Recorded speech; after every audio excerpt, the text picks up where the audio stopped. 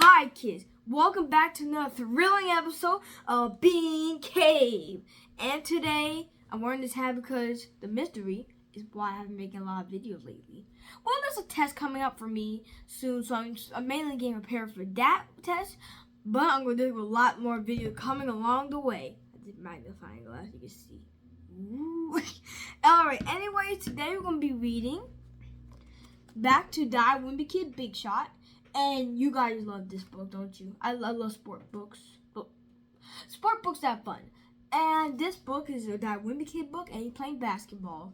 So, hopefully we read far enough so we can actually get to where he's actually playing basketball. Not the, I think it was at field day last time we checked. So, we're at page 50 today. This bookmark. And 3, 2, 1, go. That Wimpy Kid Big Shot, page 50. And now the lunch ladies are getting into the act. So the cafeteria basically turned to a gymnasium, pretty much.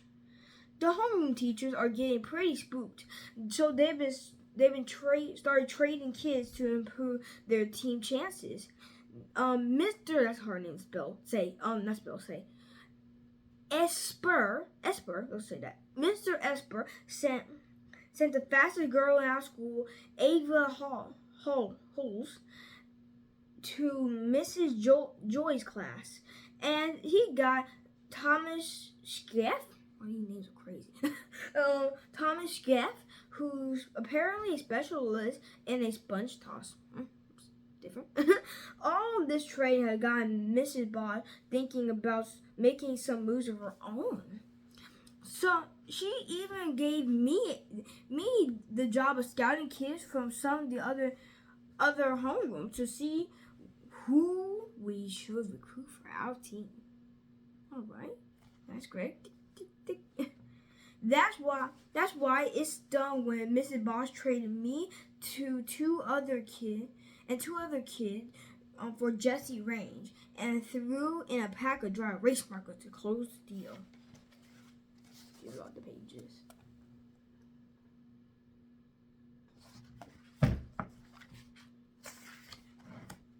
Thursday.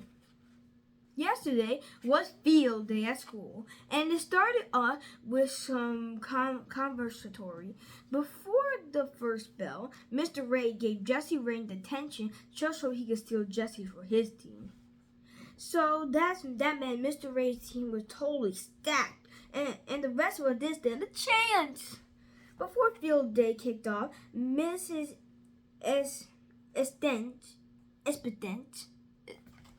if you know what this last name means, help me. Espedent gathered our team on the playground to go over strategy and make some last-minute adjustments. But I still couldn't figure out why she wanted me and all those other two kids instead of Jesse Range. I was only signed up for one event, which was the three-legged race. My partner was Madison Berkler. Oh my gosh, your last name. Look, my last name is just Lang. It's just Lang. Who's about a foot taller than me. Yikes, oh god. kind of intimidating. About a foot taller than me, which made things kind of awkward. But when the race started, I finally understood Mrs. Espedent's strategy. She didn't train me because I was fast. She trained me because I was light. Oh my god, I swear I was just driving over to the finish line.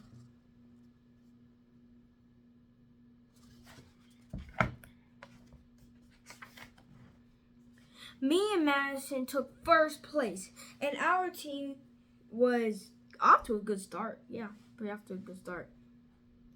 But we had a big setback. A few minutes later, when Marcelo Romero rolled an ankle in a sack race, it turned out the lunch ladies had left some potatoes and a few sacks, and I bet that wasn't an accident. Oh wow, that rolling her ankle in a sack of potatoes. That's the best way to go. Whoa. Marcelo was supposed to run a 50-yard dash next. And all the other kids in our team in the middle of the events. So Mrs. Eston told me I'm going to have to fill it in for him. I got second to last place because I was still kind of banged up from 3-legged race. But I can't really run fast unless I'm not motivated. Like, if I see a bag of Ruffles, I run to it like the cheetah. Speaking of cheetah, the fastest I ever run when I got chased by Roger after I stepped in dog poo, and I laughed at him. I guarantee you, if someone had been timing me that day, I would have clocked in at cheetah speed. Like, screaming. The only reason I didn't get last place in the 50-yard dash was because as soon as the race started, Jesse Rain fell flat on his face. And when that happened, I figured he must have tripped on his shoelaces or something. Ugh! Swap! A lot of people screaming in this page.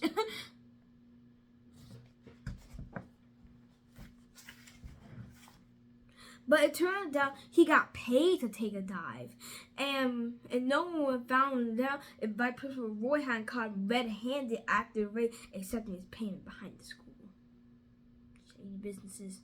Always get kids. Jesse didn't want to get suspended, so he gave up the kid who were behind betting scheme.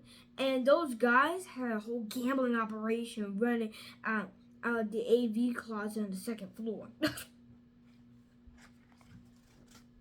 Oh wait, I'll just read the page now. I haven't read the whole page yet. The rest of Mr. Ray's team was cheating too, but that didn't surprise anyone. Didn't surprise anyone. Those kids had stored their water balloon in the cafeteria freezer, and the only reason they got caught because George Rowson knocked Mike Aldra out cold with a bad throw in the balloon toss. Ooh, that's not also a good way to go. Mrs. Bosch team won the beanbag bingo, and that put them ahead in the standing for a while. But then Mr. Chow's team had a back-to-back victory in the water bucket relay and in the sponge toss, so then they took the lead. I forgot what team Greg is on. Like, was it? I think they got switched to another team, so not Mr. Bosch's team. The janitor teams are moving up in the ranking, and I wish they would have taken top spot if Mr. Washington aren't giving out during the wheelbarrow race. Yikes, just scraping his face across the dirt. Not great. The final event was the tug of war, and it came down to Mrs. Bosch team versus the lunch ladies. I thought Mrs. Bosch team was going to win for sure, but the lunch lady outlasted them thanks to a solid job anchoring by Mrs. Foley. Nice. Just sitting on the ground. When I got back to our classroom after the competition, we were all bummed that the cafeteria ladies were the ones who win the day off from school. And we were nervous because we heard the janitor would have to fill in for lunch during the day. Oh, today's special? Meat surprise. Not surprised. But I guess the school knew that there was going to be an ugly scene. So right before the last bell rang, Vice Principal Roy made an announcement that everyone would get a Friday off. Boom, boom, boom, Friday off. Boom, boom, boom, Friday off. Boom, boom, boom, Friday off. Boom, boom, boom, Friday off. I saw this in my hand. I don't know why. You stay over there.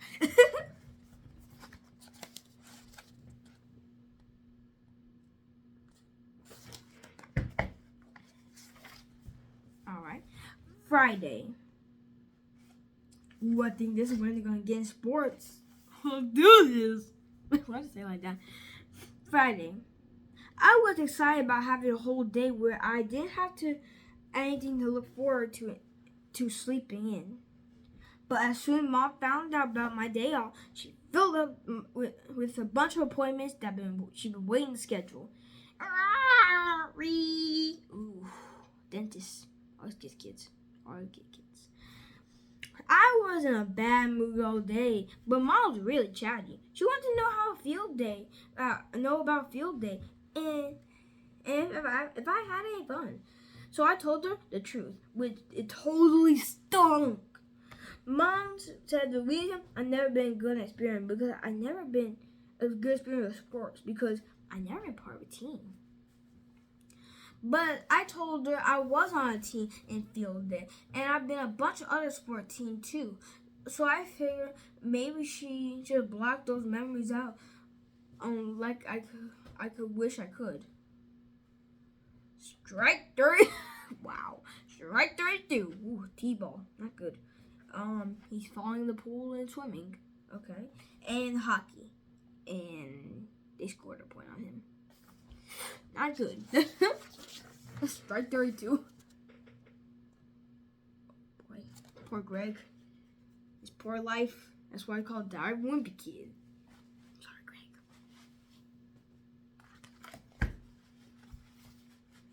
This hat is really warm. But Mom said she's talking about is being a part of a real team where everyone has your back. She said some of her happiest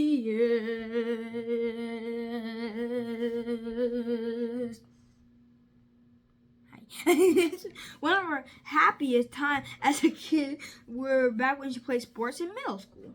Nice. Go Huskies! Mom said that's what's great being part of a team is that you learn how to work together and you can use those life skills for the rest of your life, especially in your job. That sounds a little corny to me, but I guess I don't really know how grown-ups act when they're at work. They should shout, "Go team!"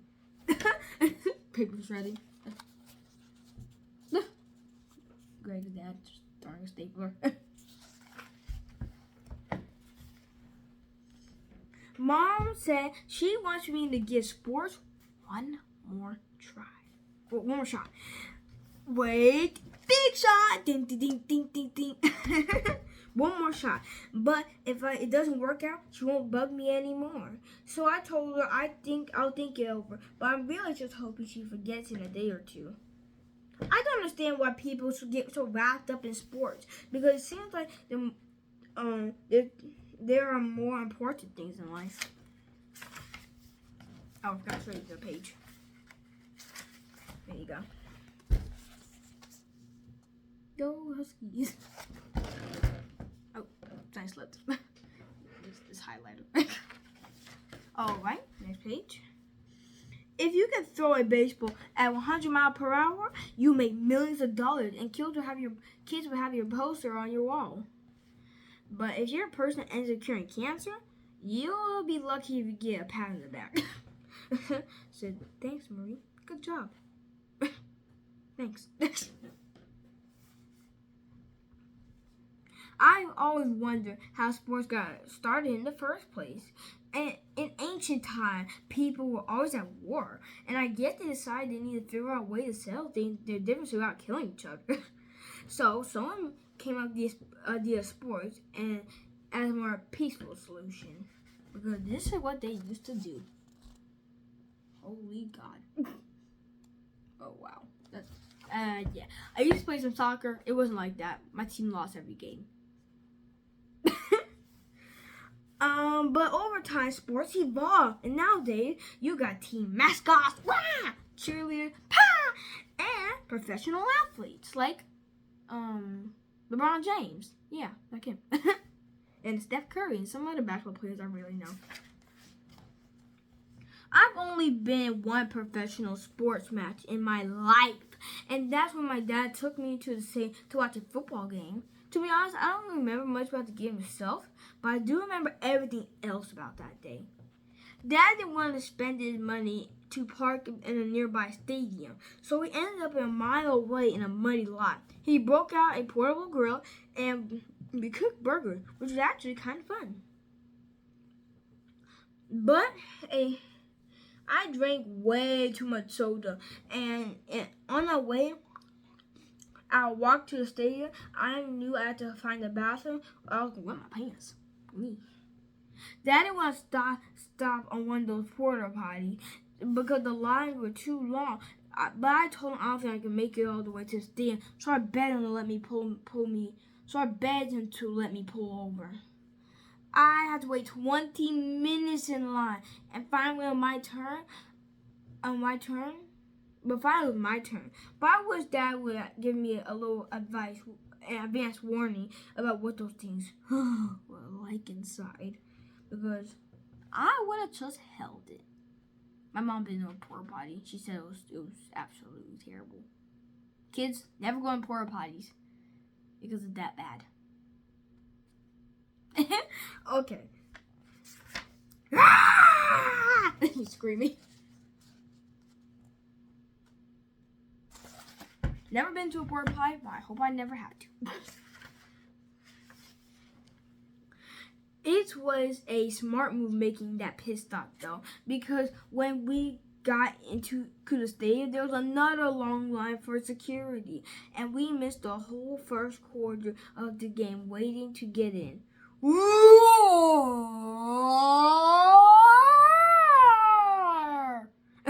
That's the people in the stands.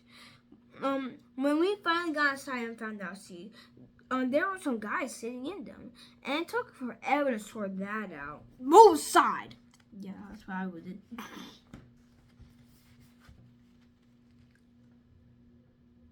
Yeah, okay. I don't know why they even bothered to have seats, because no one was sitting in them anyway, and most people in the section were too big so my height could see around.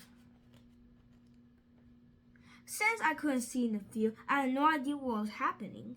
All Dad was too wrapped in the game to tell me what was going on. Eventually, I realized I could see the game if I could watch from the Jumbotron, which is the giant screen that hangs high above the field. My church has a Jumbotron, and I feel like they spend a lot of money on just that. I think they had 2 Jumbotrons. Like, that's a lot of money, you know that, right? Whenever they will pause the action, they get to turn to the camera to the fans. Kiss cam. They had a thing called fan of the game, where you get a prize by acting crazy when they put you on the screen, and some people were really going for it. His stomach says, "Pick me." Are you the fan of the game? I knew I had no chance winning fan of the game. If I was behind a bunch of people. So during a timeout, I stepped onto the side, and I really hammered it. Hammed it up to the cameras. Snap, snap.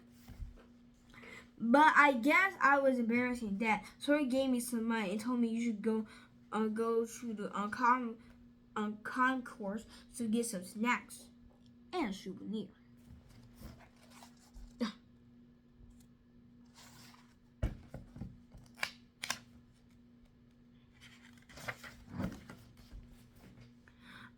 I spent my money on popcorn and one of those giant foam finger. But when I turned to walk away from the souvenir stand, there was a loud noise that shook the whole stadium.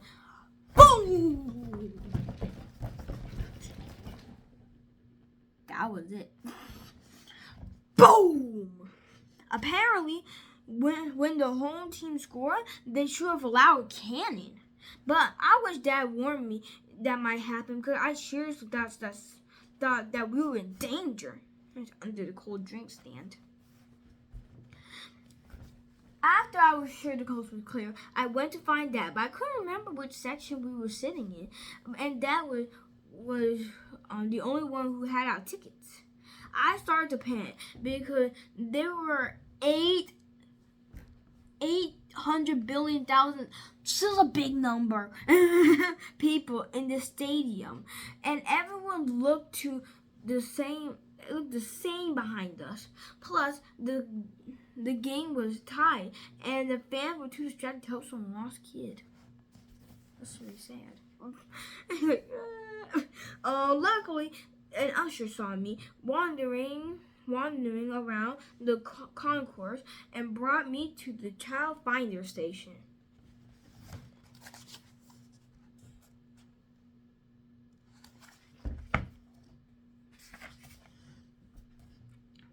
They asked me a few questions about who I was and when I last saw my father. But I was so shook up, I barely remember my own name. Child finder station. But the next thing I knew, I had a camera in my face. They put a camera in my face and they put me on the jumbotron. All sad.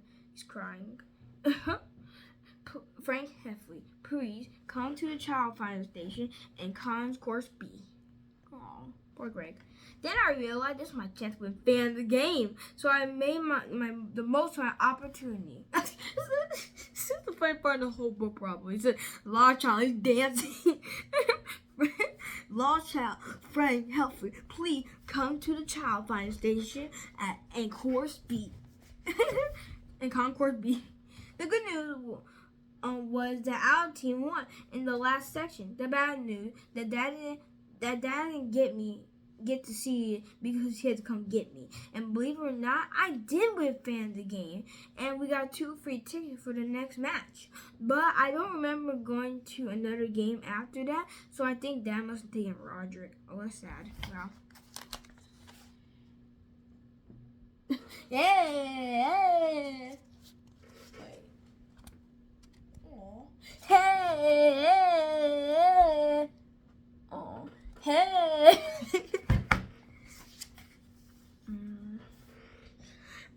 What really stuck with me was about the day how to try to keep things entertaining for the fan. I think our church can learn a few lessons from a professional sport experience. Like I said, my church has a jumbotron. First of all, they should introduce the priest and the altar service. They should dim the lights and play some loud music because that'll get everyone hyped. And now, all the way from St. Mary's Cemetery in Baltimore, no one. It was like Another thing they could do is have a mascot and to make the church sorry more fun for little kids. Churchy! Slap. High five, kids. High five. You can't high five. Just high five your screen. Your parents let you smack the screen. That's your TV. High five. Slap. Sometimes you need to break things up and keep people energized so you can put in a halftime show with all sorts of crazy stuff you can do for entertainment. A dog circus. Well, that looks like a pig down there, so it's animal circus? I don't know. Churchy. Yeah, they should have a mascot that's a lion that eats people. I mean, a mascot that's a lion. That's it. I didn't say eat people. You said that. But the biggest upgrade to the church experience if they added a jumbotron. That's why I said they had a jumbotron in my church just for like this is like this type church and like that, not like to show stuff. For a starter, it would help people back in the back feel closer to the action. Yeah. They could even have random drawings to let people who came in late have a front seat. They're mad. You've been selected for Pew Upgrade! Plus, you can see the jumbotron to encourage people to be a little more generous when you pass the donation basket around. Tanner Smith, last week donation, $2. I actually got a bunch of other suggestions, and it actually took me time to write them down. But I guess people who run the church must be pretty busy because so far no one got back to me. You was like, for you upgrade. Okay, alright.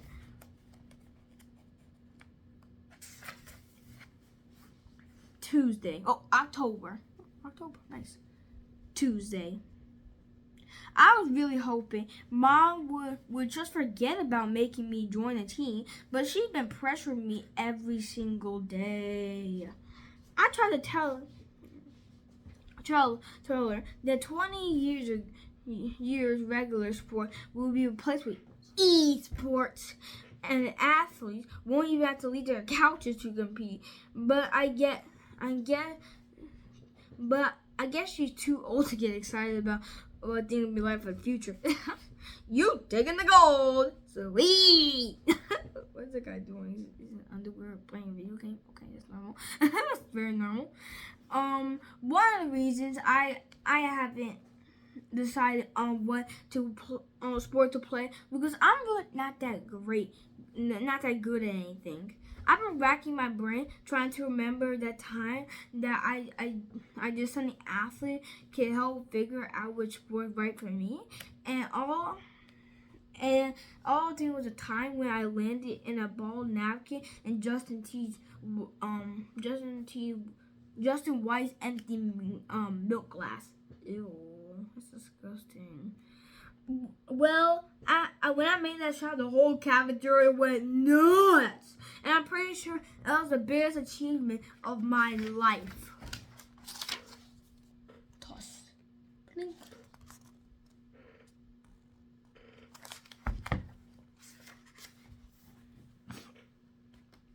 Some people were saying they should put a plate in the spot where I threw the napkin so future students would know about it. From this spot, Beingcabe's house. Beingcabe's house. No, from this spot, Greg Heffley tossing napkin into a glass on a moving tray from a distance of 25 feet. All the specifics look good. For the rest of the year, kids try to recreate my shot, and at that lunch period turned to a nightmare with kids throwing napkins at my head. Wait, basketball is next. Basketball next. Basketball is next. I thought my napkin shot proved I had some talent, and I told Mom maybe I should try out for the basketball team. Well, that got her all excited because she said she played basketball when she was my age, and her team was pretty good. Then she said maybe basketball skills run in our family. Bounce.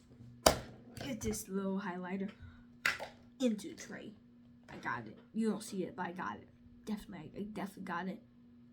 I did. Bounce. Mom said her team made it in all the way to the state finals one year. But when I asked her what happened to the championship game, she said it wasn't important. Oh, she must have failed then.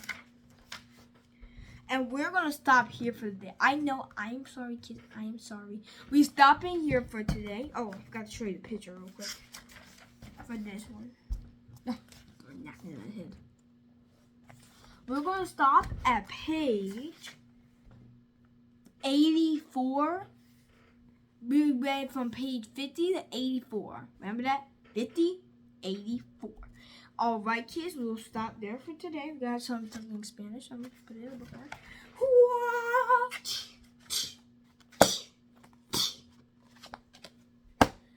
We read from page 50 to 84 and that Wimpy Kid Big Shot. I hope you enjoyed that, kid. Make sure to beingcabe and stuff. Why did I say beingcabe? Oh, that makes no sense. Make sure to like, subscribe, and share with other friends. And make sure to smash that like button. I'll see you in the next video, kid. Coming soon to a beingcabe something near you. Smash!